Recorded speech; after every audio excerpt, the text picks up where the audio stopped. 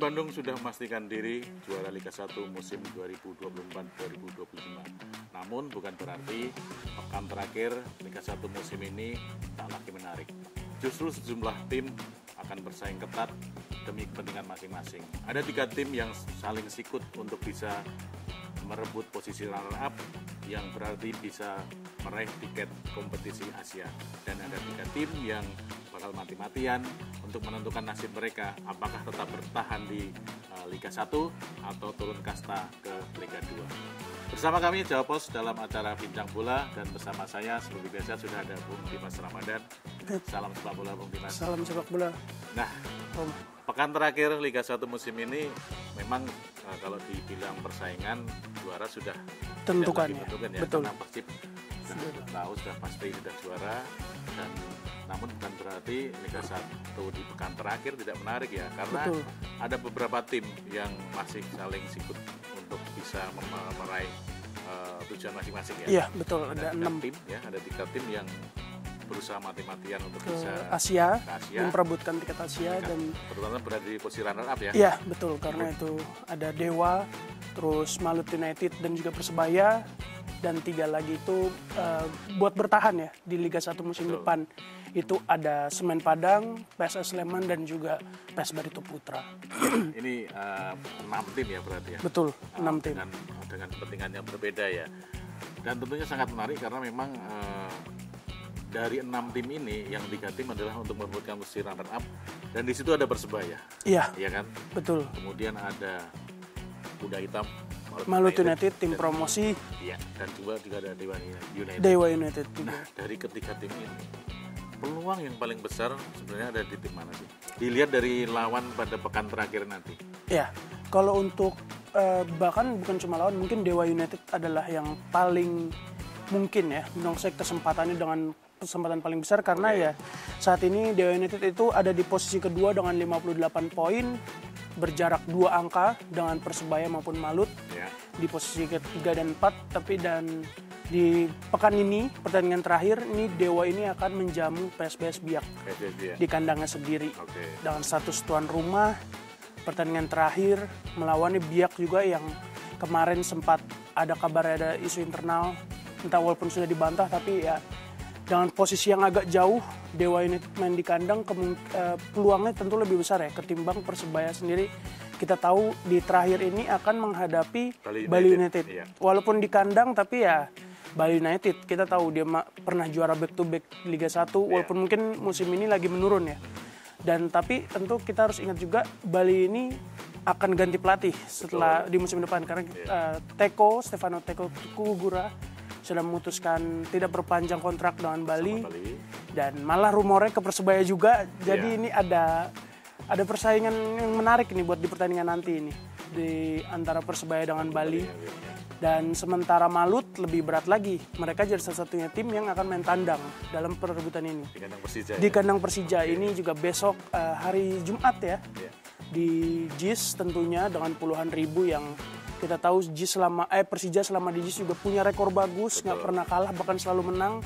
Itu tentu buat Malut juga jadi pressure sendiri ya, lagi dia tamu. Jadi memang sebenarnya Dewa ini nih yang paling di atas kertas kayaknya kansnya paling besar, peluangnya lebih besar. Ya, kalau di klasemen sementara, Dewa memang saat ini berada di posisi kedua ya. Betul. Di bawah Persib yang sudah juara. Dan satu lagi, keuntungan Dewa ini adalah produktivitas gol mereka lebih bagus dibanding Persebaya dan juga Malut ya.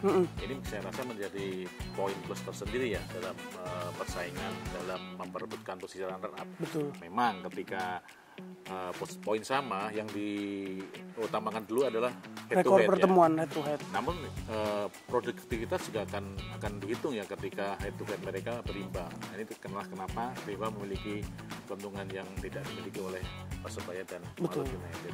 Ya meskipun kita melihat bahwa Persebaya juga ingin melihat mati-matian juga ya. Ya, menutup musim karena memang Persebaya ini awalnya memang digadang-gadang juara ya, favorit, bisa menjadi pesaing ketat Persib, namun dalam perjalanannya waktu, dalam setiap kan mereka inkonsisten ya. Betul. Dan pada akhirnya mereka justru sekarang kehilangan posisi runner up. Iya, dan cukup jauh ya karena mereka sekarang keempat di bawah Malut yang walaupun poin sama tapi mereka kalah head to head. Dan juga dengan Dewa United juga ya selisih 2 poin. Dengan lawan terakhir ya benar tadi soal produktivitas ya Malut siapa yang punya Alex Martins. Lalu juga masih ada Taisei Marukawa yang merupakan mantan Persebaya.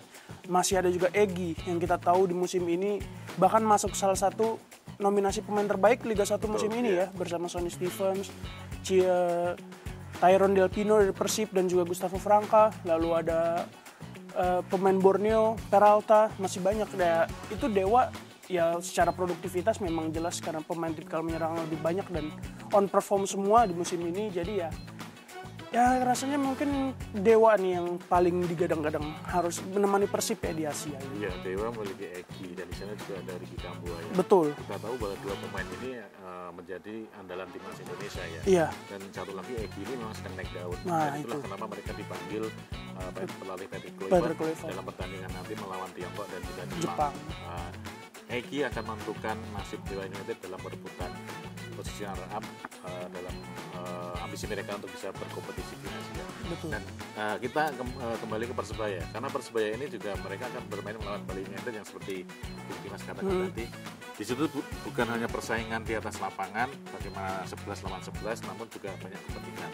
Terutama tadi Teko sudah tidak memperpanjang lagi di Bali dan dirumorkan akan ke Persebaya.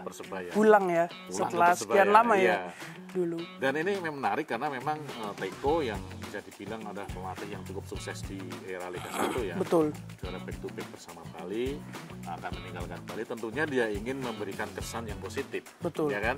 Tentunya dia ingin memberikan kemenangan terakhir bagi Bali dihadap tentunya bagi pecinta Bali United sendiri ya, Bali United ingin melihat bagaimana Teko ini pergi dengan ya positif lah, kemenangan. Tentunya juga ini akan bukan hal yang mudah bagi Persebaya ketika menghadapi motivasi besar dari Bali United.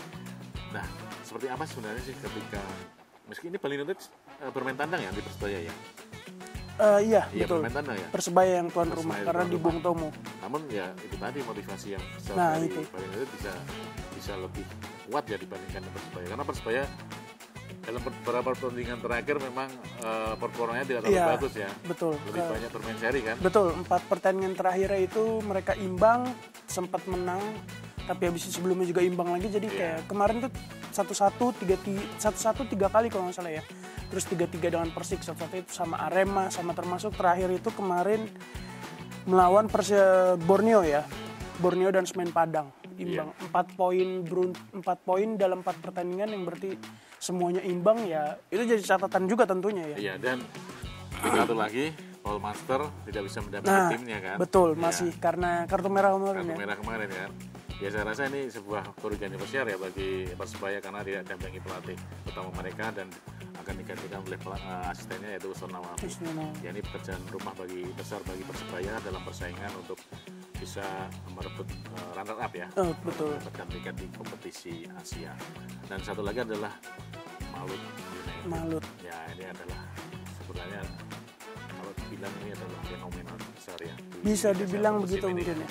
Di promosi. Kemudian sempat tersyok-syok kan di awal musim ya. Iya, belum menemukan polanya dengan Coach Imran dengan komposisi pemain baru kan. Karena pemain Liga 2 dan Liga 1 itu waktu itu mereka berbeda tapi perlahan pasti malah lumayan nih belakangan sempat 13 pertandingan tak terkalahkan. Iya. Sebelum akhirnya dikalahkan sama PSM ya beberapa waktu lalu. Dan satu lagi dari 4 tim posisi 4 besar ya 4 tim ini hanya Malut yang dilatih lokal betul. Coach Imran. Iya. Imran Humaruri. Persib yang juara dilatih oleh Coach Jan Udak. Betul. Kemudian Dewa United dengan Jan Alderek Ring dan Persebaya Paul Munster. Dan hanya Malut United yang memiliki pelatih lokal namun bisa berada di posisi 4 besar. Ini merupakan prestasi yang luar biasa saya rasa bagi Malut. Namun kalau melihat skuad ya, Bung Dimas ini skuadnya dari Malut sebenarnya pencapaian saat ini memang ya bisa dikatakan bukan hal yang mengejutkan ya. Di sana ada Yakob Betul. bersaudara. Yakob Yance, Yance dan Sayuri. Yakob, Sauri bersaudara maksudnya ya, Yakob dan juga Yance. Kemudian ada pemain-pemain asing yang cukup ternama ya di sana. Ya lumayan lah, ada Checho Meneses yang mantan di Bairrito waktu Ya. itu. Kemudian ada yang El Chino. Ya, ada Diego Diego Chino Martinez. Juga ya perpaduannya mereka mungkin nggak ada yang bintang banget kayak beberapa tim mungkin, tapi kekompakannya itu loh, Malut. Dan juga tentunya ya Coach Imran ini patut diapresiasi nih, jempol juga nih buat Coach Imran karena bisa menyatukan para pemain lokal dan pemain asingnya yang sebenarnya ya kualitasnya lumayan, walaupun nggak ada yang benar-benar menonjol ya. Dan ada sebelum pemain yang berlabel timnas ya sebenarnya dari PSS Semarang. Iya, si Wahyu Pras, back. Kemudian ada Fredan Wahyu juga kan? Iya, betul. Iya, dan di sana juga ada ex Persebaya Alwi Selamat ya? Iya betul. Kemudian ada ex Persib Bandung Fred Butuan ya? Iya, Fred Butuan ada juga. Di sana. Itulah kenapa sebenarnya kalau melihat komposisi pemain dari Malut ini ketika mereka bisa bersaing di papan atas di 4 besar, saya rasa ya tidak mengagetkan sih ya. Ya mungkin lebih ke bisa bersaing ya. Iya. Karena dengan materinya juga lumayan, tapi ya tentu 4 besar ini, bahkan sekarang 3 besar kemungkinannya ada buat ke Asia, ya jelas kejutan besar sih sebenarnya itu. Dan apa yang dilakukan Malut ini menjadi salah satu semacam daya tarik sendiri bagi pemain-pemain di Liga 1. Betul. Mereka bahkan ada yang dikabarkan ada yang sudah pindah ya dari beberapa klub besar ya ke Malut United. Iya. Sudah mencapai ya istilahnya rumor-rumornya lah gitu. Karena melihat pencapaian Malut ini memang luar biasa kan gitu. Betul. Nah, ini terkait dengan posisi perebutan runner up memang cukup menarik ya, peluang besar mungkin ada di Dewan, namun juga tidak menutup kemungkinan ada Persebaya dan juga Malut ya, terutama Malut ini yang cukup mengejutkan juga. Nah, kita beralih ke persaingan kedua. Ini 2 tempat terakhir buat turun kasta ya. Cuma 1 doang yang akan bertahan Liga 1 karena dari awalnya mungkin 5 yang kita tahu ada Persis Solo dan Madura United yang akhirnya bisa selamat, tapi ini menyisakan 3 untuk 1 tempat bertahan. Itu ada Semen Padang, PSS Sleman dan juga Barito Putra. Ya. Mereka akan mengikuti jejak PSS Semarang ya? Iya betul, PSS yang sudah lebih dahulu dipastikan untuk turun kasta ke Liga 2. Nah, dari lawan-lawannya ini dari PSS, kemudian Barito dan satu lagi Semen Padang. Semen Padang ya. Seperti apa nih peluangnya? Ini bisa dibilang bahkan mungkin lebih ketat ya ketimbang runner up yang kedua, posisi runner up, karena ya kita tahu untuk saat ini mungkin emang Semen Padang ada di posisi ke-15. Oke.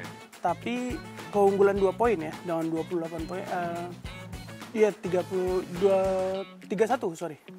poin. Tapi keunggulan itu kan tetap lawan berikutnya nih, karena akan melawan Arema yang kita tahu Arema bukan tim sembarangan juga. Dan musim ini juga lumayan ya karena ada di papan tengah. Sementara kemudian di PS Barito Putra dan juga Sleman ini akan melawan PSIS Semarang dan Madura. Ini 3 tim bersatu tandang, tapi PSIS kita tahu musim ini sudah degradasi dan juga kemarin jadi kalahan terus bulan-bulanan. Ini buat Barito tentunya sebagai tim yang motivasi tinggi untuk keluar, pasti ingin menang juga ya, walaupun ditandang sendiri. Iya, meskipun Barito ini bermain tandang ya. Iya, walaupun main tandang, tapi motivasinya itu pasti besar. Lebih tinggi, dan saya rasa PSIS juga ya mereka udah degradasi. Iya, sudah tidak ada tujuan apa. Semangat mereka akan berkurang kan. Iya kan.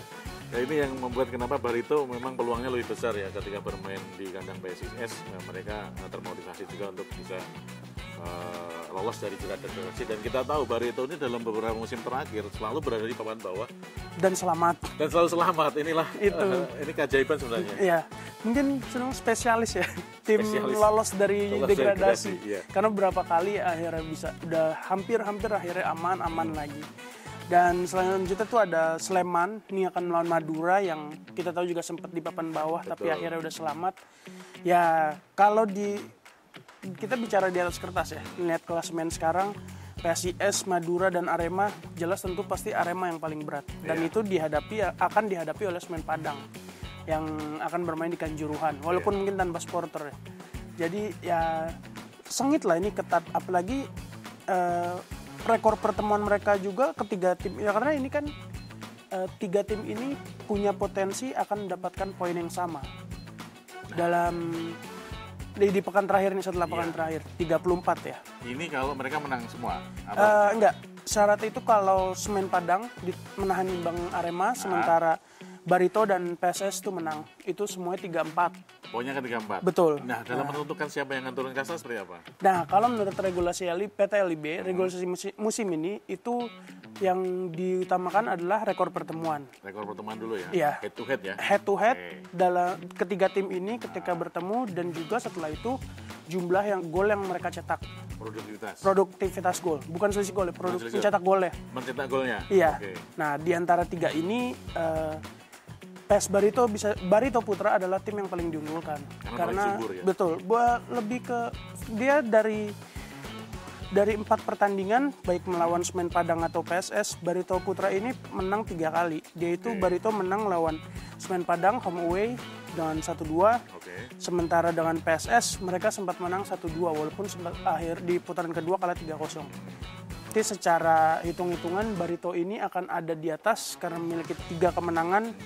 Kalau dibuat mini klasemen itu mereka punya 9 poin. Sementara di bawahnya itu ada Semen Padang. Semen Padang ini mereka punya 2 kemenangan hasil dari mengalahkan PSS 2 kali di musim ini.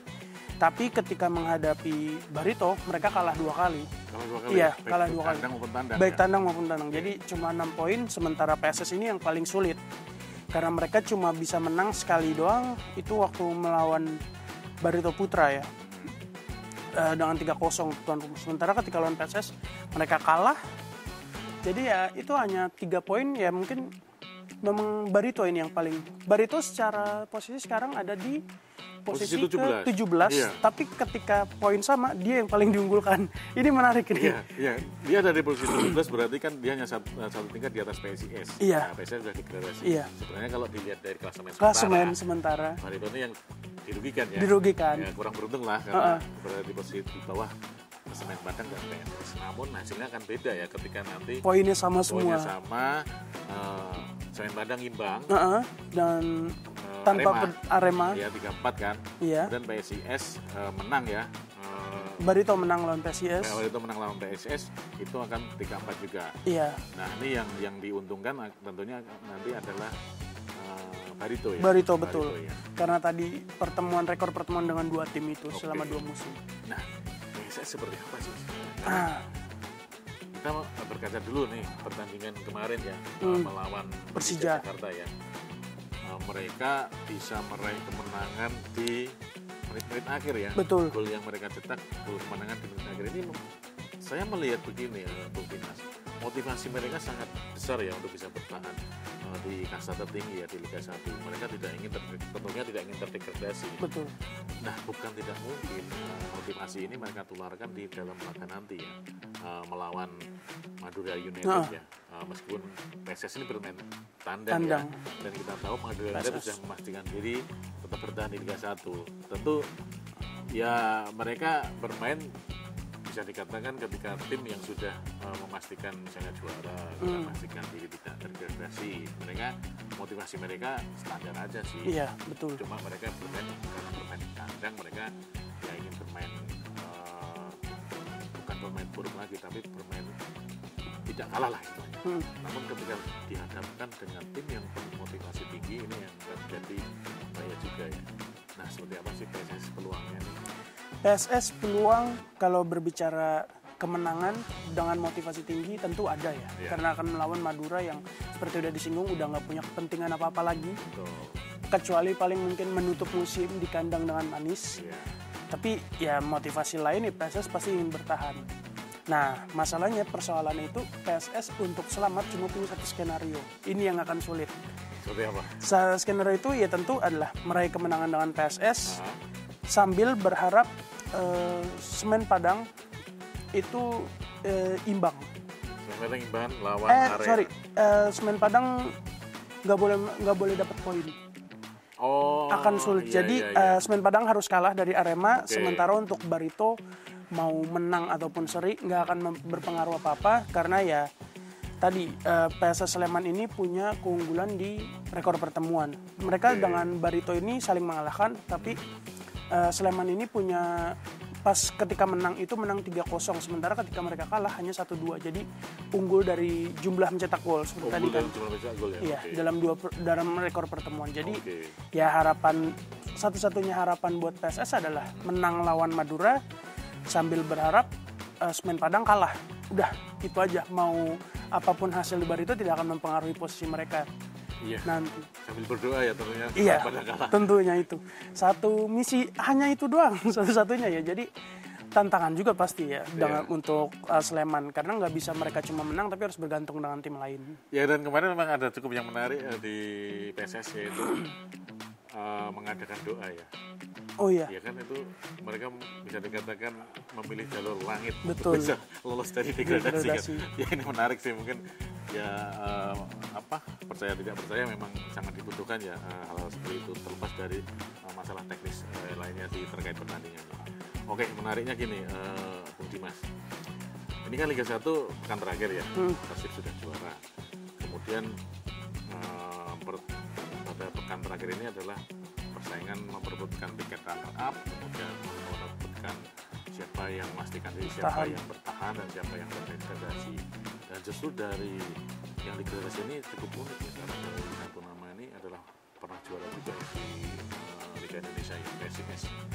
iya. PSIS kan pernah juara, ketika itu mereka dilatih oleh almarhum Edi Mayono ya. Dan salah satu pemainnya yang ternama adalah Bugio ya. Oke. Ya kan, waktu mereka juara. Nah kemudian Barito ini juga tim yang sebenarnya stabil ya, kerap berlaga di posisi teratas. Kemudian ada juga satu lagi mungkin Semen Padang yang meskipun tim ini juga kadang tampil bagus, namun juga kadang performanya juga tidak terlalu bagus. Nah, sebelum nanti kita melihat bagaimana hasil dari pekan terakhir ini, yang menarik adalah menjelang pekan terakhir ini rumor-rumor transfer sudah santer ini, ya kan? Iya, betul. Ya ini yang membuat kenapa ini hal yang mungkin ditunggu-tunggu oleh supporter setia mereka. Siapa sih pemain yang akan dipilih oleh tim kesayangan saya gitu. Karena persaingan di Liga 1 ini di setiap musimnya makin ketat. Nah, dengan adanya Maulud ini ya, ini cukup luar biasa. Tentunya Maulud ketika mereka tampil sebagai klub promosi, tampil melawan, bisa berada di posisi 4 besar dan bahkan bisa dikatakan punya peluang untuk menjadi runner up. Tentunya mereka musim depan juga akan berambisi untuk bisa juara. Nah, dari rumor-rumor transfer ini apa yang menarik sebelum pekan terakhir ini nanti digulirkan rumor-rumor transfer apa yang dibincangkan oleh banyak supporter sepak pecinta sepak bola di Indonesia? Untuk rumor ini mungkin lebih ke tim yang Persib ya, walaupun sudah juara tapi justru malah ini nih mereka sejauh ini kan sudah kehilangan 3 pemain dari Ciro Alves yang udah pamitan, lalu ada Victor Igbonevo dan terbaru ini Nick Kuipers baru aja pamit juga. Iya, Nick Kuipers baru akan pamit dan kemungkinan masih akan bertambah lagi dengan pemain-pemain asingnya. Itu masih ada David Da Silva, Tyrone Del Pino, lalu juga ada masih Gustavo Franca. Nah itu asingnya ini justru malah kemungkinannya dirumorkannya akan ke Malut nih. Pemain asing Persib? Iya, betul. Dirumorkan ke Malut, menarik ini. Malut ini kemungkinan punya sejauh ini dia udah dirumorkan udah mendapatkan David Da Silva, Tyrone, Franca dan juga Ciro. 4 pemain sekaligus dari Persib. Sama satu lagi itu ada pemain PSS, pemain asing. Ini dari salah satu juga.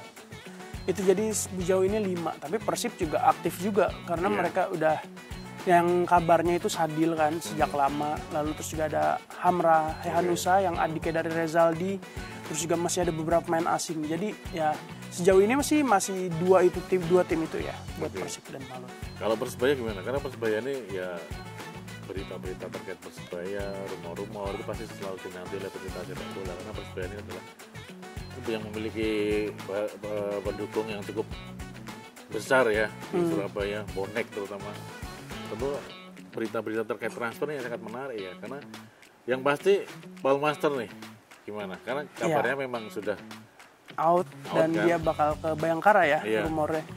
Di Persebaya tentu mungkin akan ke pelatihnya dulu nih siapa menarik, karena ya Paul Munster tadi akan ke Bayangkara, terus sementara penggantinya itu kemarin Teko yang akan lawannya nanti, Iya. rumornya kencang, dan terbaru itu ada Pepe Munoz, itu juga dari Portugal apa Spanyol ya? Spanyol Ya. oh Spanyol ya, Pep ya Munoz ya. Pep Munoz tuh, jadi ya Nama baru sebenarnya itu. ya nama baru juga itu, jadi tinggal ya kita tunggu aja lah dari manajemen gimana.